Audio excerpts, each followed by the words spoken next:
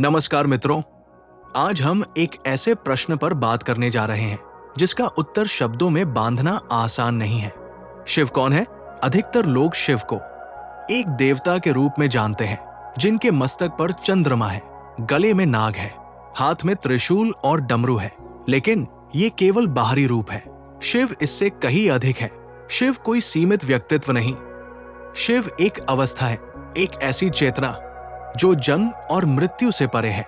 शिव शब्द का अर्थ है कल्याण, जो हितकारी है, जो शुद्ध है, जो सत्य है, जहां द्वेष नहीं, जहां लालच नहीं, जहां भय नहीं, वहां शिव है।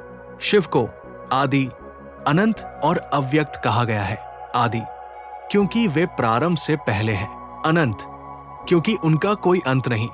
अव्यक्त क्योंकि वे रूप से परे हैं। जब कुछ भी नहीं था, न समय, न आकाश, न विचार, तब भी जो था वही शिव था। शिव सृजन करता भी है और संहारक भी। लेकिन यहां सहार का अर्थ विनाश नहीं है।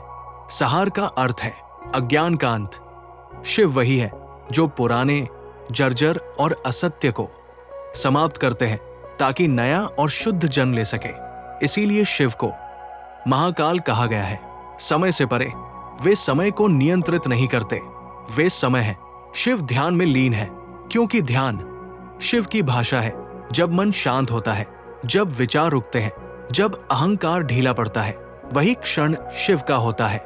शिव योगी है, आदि योगी। योग का अर्थ है जुड़ना, अपने भीतर की चेतना से जुड़ना। शिव ने मानव को सिखाया कि बाहर नहीं, भीतर उतरने से मुक्ति मिलती है। उनकी जटाओं से गंगा बहती है। इसका अर्थ है उच्च चेतना से करुणा का प्रवाह जो ऊपर से नीचे आता है और जीवन को पवित्र करता है। उनके गले में नाग है। नाग भय का प्रतीक है। शिव ने उसे धारण किया है, अर्थात भय पर विजय। उनका शरीर भस्म से ढका है। भस्म याद दिलाती है कि ये शरीर नश्वर है, जो बचेगा वो चेतना है। शिव कैलाश पर रहते हैं। कैलाश केवल एक पर्वत नहीं, कैलाश संतुलन का प्रतीक है। शिव उस शिखर पर स्थित है जहां न अधिक सुख है, न अधिक दुख। शिव गृहस्थ भी है और वैरागी भी।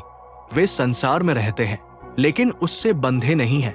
यही शिव का संदेश है। जीवन जियो लेकिन आसक्ति में मत उलझो। शिव को भोलेनाथ कहा जाता है क्योंकि वे सरल हैं। उन तक पहुंचने के लिए कोई दिखावा नहीं चाहिए, सच्चा भाव ही पर्याप्त है। शिव कोई दूर बैठी शक्ति नहीं है। शिव हर उस क्षण में है जब आप सत्य चुनते हैं, जब आप मौन में उतरते हैं, जब आप क्रोध के स्थान पर समझ को चुनते हैं, जब आप भीतर झांकते हैं, जब आप स्वयं के साक्षी बनते हैं, तब शिव प्रकट होते हैं। शिव को जानना किसी मूर्ति को मानना भर नहीं है। शिव को जानना है स्वयं को जानना। जब मैं ढीला पड़ता है, जब अहं पिघलता है, जब केवल शुद्ध अस्तित्व बचता है, वही शिव है। और जब व्यक्ति उस अवस्था में टिकने लगता है तो उसे शिवत्व कहा जाता है। शिव कोई कथा नहीं, शिव अनुभव है। शिव कोई विचार नहीं, शिव मौन है। शिव कोई देवता नहीं, शिव आपकी सबसे गहरी संभावना है। शांति। हर हर महादेव।